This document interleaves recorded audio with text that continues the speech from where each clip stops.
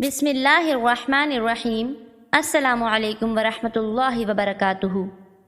ایک صاحب اور ان کی بیوی پر کسی جادوگر نے انتہائی سخت جادو کا وار کیا۔ یہ جادوگر اس جادو پر باقاعدہ پہرا بھی دیا کرتا اور کسی عامل کو اس کا توڑ نہ کرنے دیتا۔ وہ صاحب فرماتے ہیں کہ میری بیوی کے ہاں اول تو حمل ہی نہ ٹھہرتا، اور اگر ٹھہر بھی جاتا تو ساکت ہو جاتا۔ اگر کسی طریقے سے 9 ماہ پورے ہوتے تو بچے کی پیدائش مردہ حالت میں ہوتی۔ میرے پیارو، ان صاحب کے بارے میں پڑھا ہے کہ یہ صاحب انتہائی با کردار اور 5 وقت کے نمازی تھے، اور بچوں کو مسجد میں قرآن بھی پڑھایا کرتے تھے۔ بہت علاج کروائے، بڑے سے بڑا عامل بلوایا اور علاج کروایا، اور ایڑی چوٹی کا زور لگا دیا، مگر نتیجہ 0 نکلتا۔ ایک دن ایک انتہائی درویش باعمل عالم اور عامل کے پاس جانا ہوا۔ یہ صاحب اپنے استخارے کے لیے مشہور تھے، اور ان کا استخارہ 1 منٹ کا ہوا کرتا تھا۔ 1 منٹ میں سارا کچا چٹھا کھول کر رکھ دیتے۔ اللہ نے بہت عطا کیا تھا ان کو۔ اب یہ پریشانی لے کر ان کی خدمت میں حاضر ہوئے۔ مولوی صاحب نے بتایا کہ یہ کسی عام زور آور جادوگر کا وار نہیں، بلکہ یہ تو کسی خبیث العین یعنی جادو کی دنیا کا انتہائی غلیظ اور ماہر جادوگر کا وار ہے، اور یہ میرے بس سے باہر ہے۔ میں اس عمر میں اتنی سخت محنت نہیں کر سکتا، اس کا توڑ بھی کوئی خبیث العین ہی کر سکتا ہے۔ ناظرین کرام، یہ صاحب چونکہ مجبور تھے اس لیے پوچھنے لگے کہ کچھ تو حل ہوگا۔ مولوی صاحب فرمانے لگے کہ سندھ کے فلاں علاقے فلاں جگہ پر ایک گاؤں کے باہر اسی خبیث العین نے ان دنوں ڈیرا لگایا ہے، تو فوراً اس کے پاس چلا جا۔ اب کیا ہوتا ہے میرے دوستوں کہ یہ صاحب فوراً سندھ روانہ ہو گئے، اور جیسے ہی اس گاؤں کے باہر پہنچے تو دور سے ایک آگ کا دہکتا الاؤ لگا ہوا دکھائی دیا۔ انہوں نے بزرگوں کی بتائی ہوئی نشانی دیکھ کر اس کی طرف بڑھنا شروع کیا۔ دور سے دیکھتے ہیں کہ ایک آدمی آگ کے پاس بیٹھا ہوا ہے، اور ارد گرد اس کے ماننے والوں کا جم گھٹا ہے۔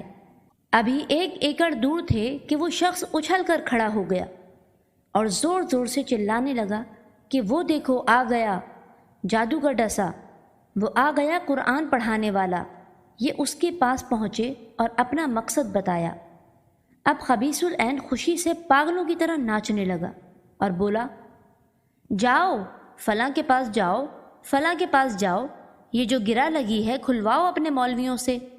غرض اس نے مولوی صاحبان کے ساتھ ساتھ ان صاحب کو بھی برا بھلا کہا، اور بڑے بڑے خدائی کے دعوے بھی کیے، اور جادو توڑنے سے انکار کر دیا۔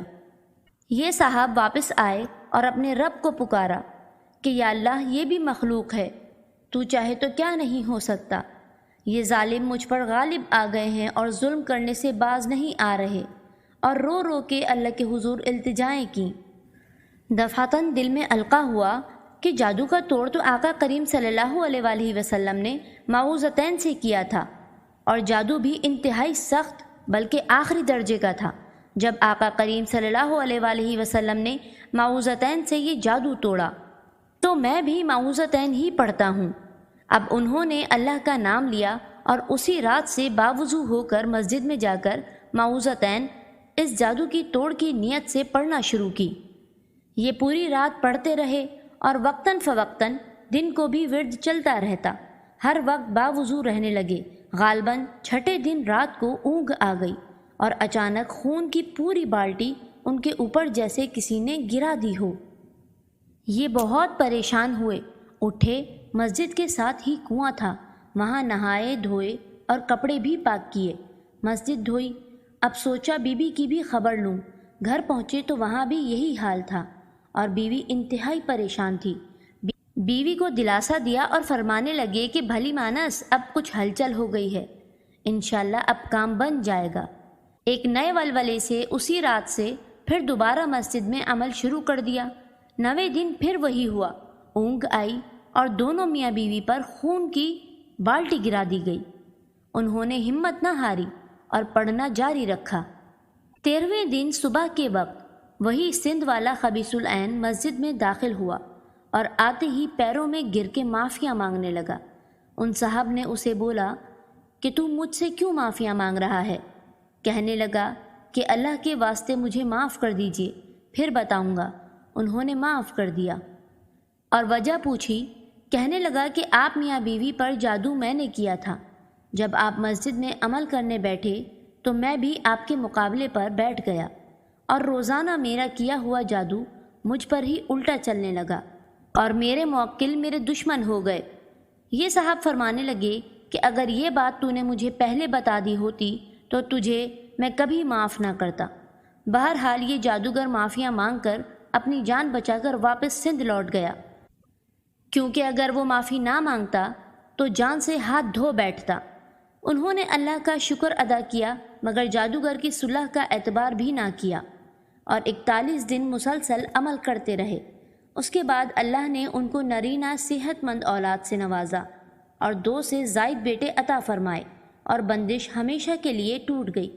جادو کا حتمی علاج قرآن پاک کی آخری 2 صورتیں ہیں جنہیں معوذتین کہا جاتا ہے۔ سحر کے علاج میں مغز کی حیثیت رکھتی ہیں، یعنی سورہ فلق اور سورہ ناس۔ انہیں 11 مرتبہ صبح و شام پڑھنا چاہیے اور بچوں پر دم کرنا چاہیے۔ یہ بے نظیر و بے مثال عمل ہے۔ انہی آیات کے پڑھنے سے پیارے نبی کریم خاتم النبیین سید المرسلین رحمت للعالمین جناب رسالت مآب سرور کائنات فخر موجودات شاہ لولاک حضرت محمد مصطفیٰ صلی اللہ علیہ وآلہ وسلم کو سحر سے شفا ملی۔